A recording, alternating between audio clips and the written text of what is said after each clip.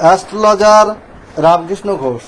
আমার এই channel Partha astrologer Ramakrishna Ghosh চ্যানেলের পক্ষ থেকে জানাই আপনাদের সকলকেই স্বাগত। আশা করি ঈশ্বরের কৃপায় আপনারা সকলেই ভালো আছেন। আমি বিভিন্ন রাশির মাসিক রাশিফল নিয়ে আলোচনা করছিলাম। আজকে আমার আলোচনা ধনু রাশির কয়েকটি ভবিষ্যৎবাণী, যা 100% সত্যি হবেই।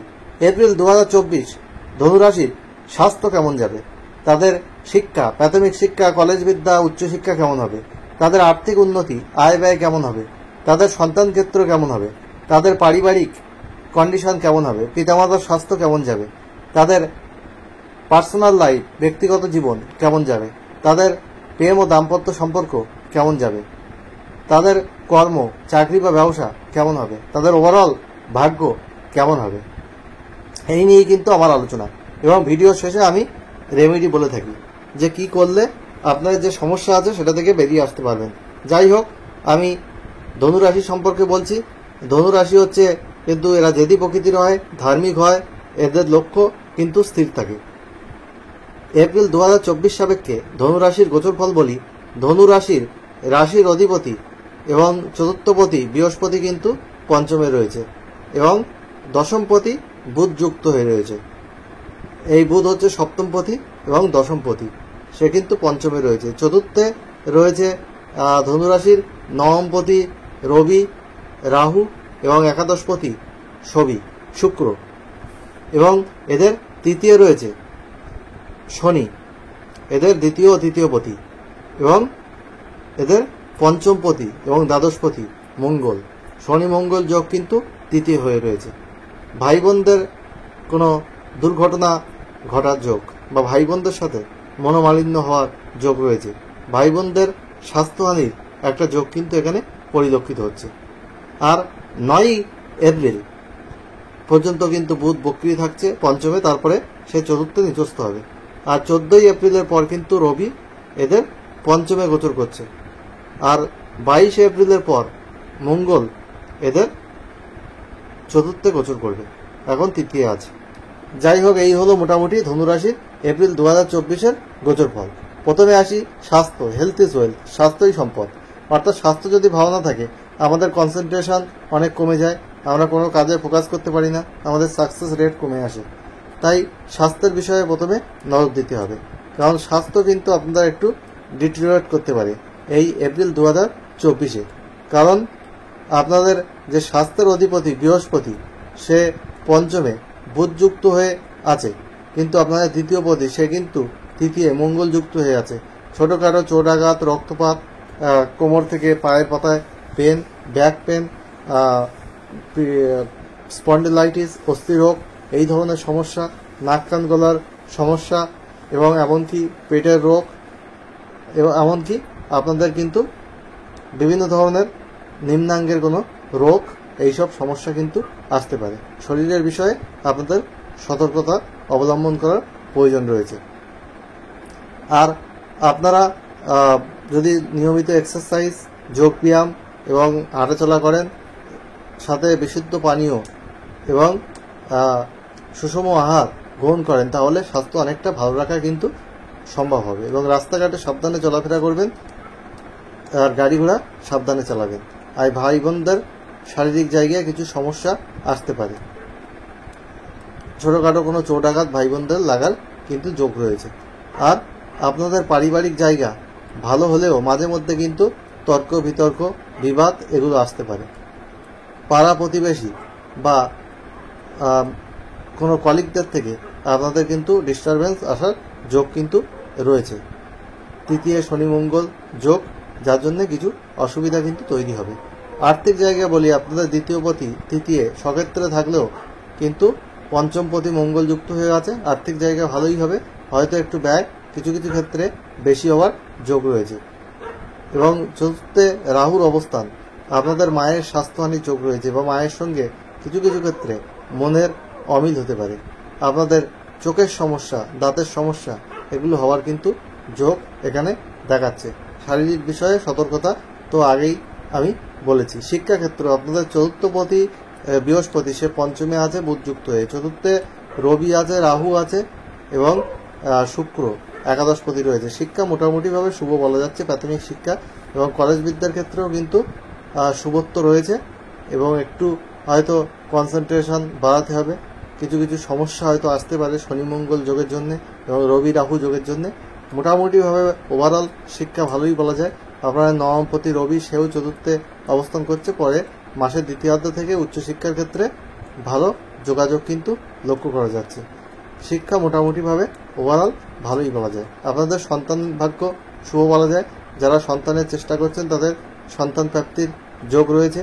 সন্তানের এডুকেশন, তাদের কোনো কৃতিত্বে আপনারা গর্বিত হতে পারেন। সন্তানের ওভারঅল যে বিকাশ, মানসিকতা, সেগুলো কিন্তু ভালোই দেখাচ্ছে এপ্রিল 2024। আর আপনাদের কর্ম, প্রথমে আসি চাকরি ক্ষেত্রে। আপনাদের দশমে কেতুর অবস্থান এবং দশমপতি বুধ, সে কিন্তু প্রথমে পঞ্চমে 9 এপ্রিলের পরে চতুর্থে নিচস্থ হচ্ছে। কর্মের জায়গায় কিছু সমস্যা দেখা যাবে, কাজে কর্মে কিছু ভুল হতে পারে বা আপনাদের হঠকারী সিদ্ধান্তের জন্য গণ্ডগোল হতে পারে। আপনাদের গুপ্ত শত্রুতা কর্মক্ষেত্রে তৈরি হবে। বসের সাথে কিছু সমস্যা আপনাদের হতে পারে, ঊর্ধ্বতন কর্তৃপক্ষের সাথে। সেই জন্য আপনাদের কর্মের জায়গায় বিশেষ সতর্কতা অবলম্বন করা দরকার। কর্মের প্রতি আরও আপনাদের ফোকাসড হতে হবে, না হলে কিছু সমস্যা কিন্তু আসতে পারে। দশমে কেতু কর্মক্ষেত্রে সমস্যা দেয় এবং আপনাদের মাসের 9 তারিখের পর আপনাদের বুধও নিচস্থ হয়ে যাচ্ছে চতুর্থে, সেহেতু রাহু যুক্ত হয়ে যাচ্ছে। কর্মের জায়গায় কিছু সমস্যা থাকা স্বাভাবিক। আর আপনাদের ব্যবসার ক্ষেত্রে আপনাদের সপ্তমপতি, সেও চতুর্থে নিচস্থ হয়ে যাচ্ছে।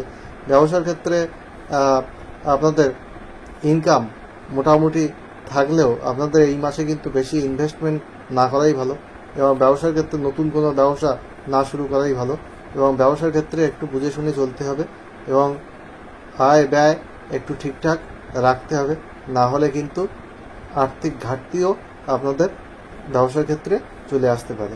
ব্যবসার ক্ষেত্রে বিশেষ সতর্কতা অবলম্বন করা আপনাদের জরুরি হবে। আর অবশ্যই আপনারা বুধের বীজমন্ত্র পাঠ করবেন। আমি ভিডিও শেষে আপনাদের বলে দিচ্ছি কি করতে হবে।